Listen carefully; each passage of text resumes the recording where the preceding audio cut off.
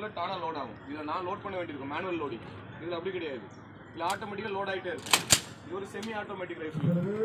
ஒரு டைம் காக் பண்ண ஃபயர் பண்ணால் அடுத்த ரவுண்டு போயிட்டே இருக்கும், நான் ஃபயர் பண்ணிக்கிட்டே இருக்கலாம். இந்த மேகசின் ரவுண்டு தீர்வு வரைக்கும் ஃபயர் பண்ணிகிட்டு இருக்கலாம். இது அதோட பயனட். எல்லா இதுலேயும் பயனட் பார்த்தீங்களா? நிறைய பேர் புல்லட் தீர்ந்ததுக்கு அப்புறம் இந்த பயனட் எடுத்து இந்த பக்கம் ஷார்ட்டஸ்ட் கம்ப்ரஸ் இந்த பசங்க முன்னாடி வாங்க, பெரியவங்க கொஞ்சம் மாட்டிட்டு இந்த பக்கம் நியர் பை அப்படியே நின்று அசால்ட் பண்ணுறதுக்கு யூஸ் பண்ணுவாங்க.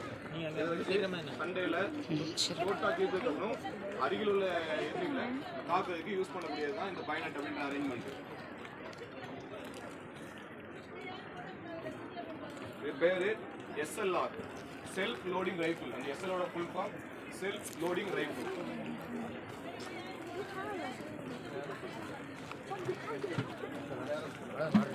தெரியலையா? ஃப்ரண்ட்ல போய் நில்லுங்க. Excuse me. AK-47 என்னன்னா ஸ்கூல் கொஞ்சம் மூவ் பண்றது பாத்தீங்க. ஃப்ரண்ட்ல AK-47 அப்படின்ற வெப்பன் ரொம்ப ஃபேமஸா யூஸ் பண்ணிருக்காங்க. ரஷ்யால கண்டுபிடிக்கப்பட்டது 1947. AK அப்படிங்கிறது அந்த சாரோட ஸ்கூல்ல கண்டுபிடிச்ச இன்வென்டரோட பேரு. தம்பி அங்க போங்க. கலாஷ்னிக்கோவ். சரியா? அது 47 அப்படின்றது அங்க கண்டுபிடிக்கப்பட்ட ஆண்டு. சரியா?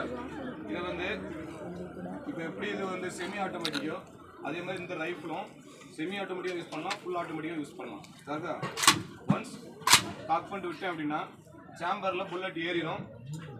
சேம்பரில் புல்லட் தீர்ற வரைக்கும் ஃபயர் பண்ணிகிட்டே இருக்கலாம். அதில் ஒவ்வொரு புல்லட்டாக போகும். இதில் ஆட்டோ மோடில் போட்டோம் அப்படின்னா ஒரு டைம் ட்ரிகரை ப்ரெஸ் பண்ணால் போதும், ரவுண்ட்ஸ் 30 ரவுண்ட்ஸும் தீர்ற வரைக்கும் ஃபயர் ஆகிட்டே இருக்கும். ரொம்ப ஒரு ஃபேமஸான வெப்பன், வேர்ல்டு வைட் அதிகமாக யூஸ் பண்ணப்படுற வெப்பன், அதிகமாக மேனுஃபேக்சரிங் பண்ணுற வெப்பன் இதுதான்.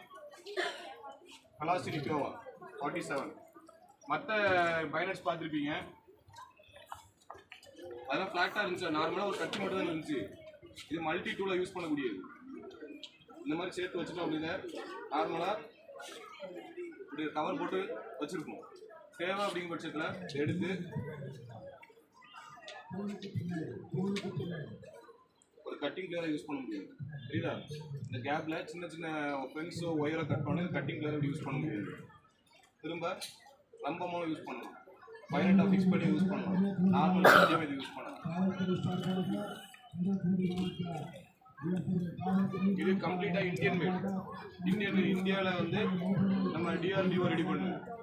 இந்த ரெண்டு வெப்பனையும் மிக்ஸ் பண்ணி ஒரு வெப்பன் ரெடி பண்ணாங்க. இது பேர் இன்சாஸ். இது ஃபுல்லாக இந்தியாவில் ரெடி பண்ணது. இந்தியாவில் 1992 ஒரு குடியரசு தின விழாவில் இதை அறிமுகப்படுத்தி வச்சாங்க. இது எந்த படத்தை வரணும்? அமரன் படம் இருக்குல்ல, இன்சாஸ் வந்து அமரன் படத்தை காட்டியிருப்பாங்க. இதுவும் அதே மாதிரி தான். இதில் ஒரு ஸ்பெஷாலிட்டி என்னன்னு சொல்லி பார்த்தீங்கன்னா, ஒன்ஸ் ஸ்டாக் பண்ணிவிட்டு நான் ஃபயர் பண்ணேன் அப்படின்னா இங்கே ஃபயரிங் மோடை செலக்ட் பண்ண முடியும். ரேபிட் ஃபயர் அப்படின்னு சொல்லுவாங்க. ஃபயர் பண்ணால் அது AK-47 மாதிரி கண்டினியூஸாக ஃபயர் ஆகும். ஒவ்வொரு ரவுண்டாகவும் ஃபயர் ஆகும், 3 ரவுண்டாகவும் ஃபயர் ஆகும். ஃபர்ஸ்ட் ஷாட் அப்படின்னு சொல்லுவாங்க. ஃபர்ஸ்ட்டில் போட்டோம் அப்படின்னா ஒரு டைம் ட்ரிகரை ப்ரெஸ் பண்ணால் 3 ரவுண்ட்ஸ் போகும்.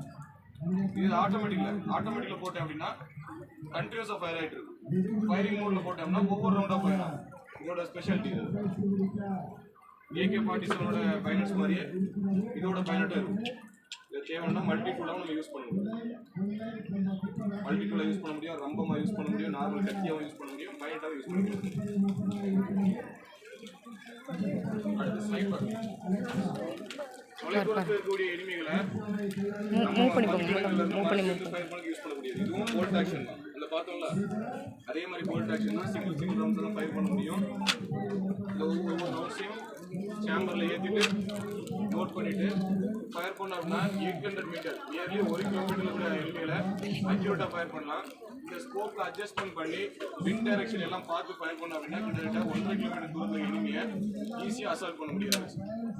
ரொம்பவே சாஃப்டான பார்க்க பெருசாக இருக்கும், ரொம்பவே சாஃப்டாக இருக்கும். லைட்டாக தொட்டால் கூட ஃபயர் ஆகும். ரைஃபிள் அப்படி இருக்காது, லைட்டாக தொட்டால் கூட ஃபயர் ஆகும், அவ்வளோ அக்யூரேட்டாக இருக்கும். அடுத்து பார்க்கும்போது இவெல்லாம் பார்த்து எல்லாமே ரைஃபிள்ஸ். இப்போ பார்க்க போகிற எல்லாமே கன். இது கார்பைன் SMG. SMGன்றது சப் மிஷின் கன். சரியா?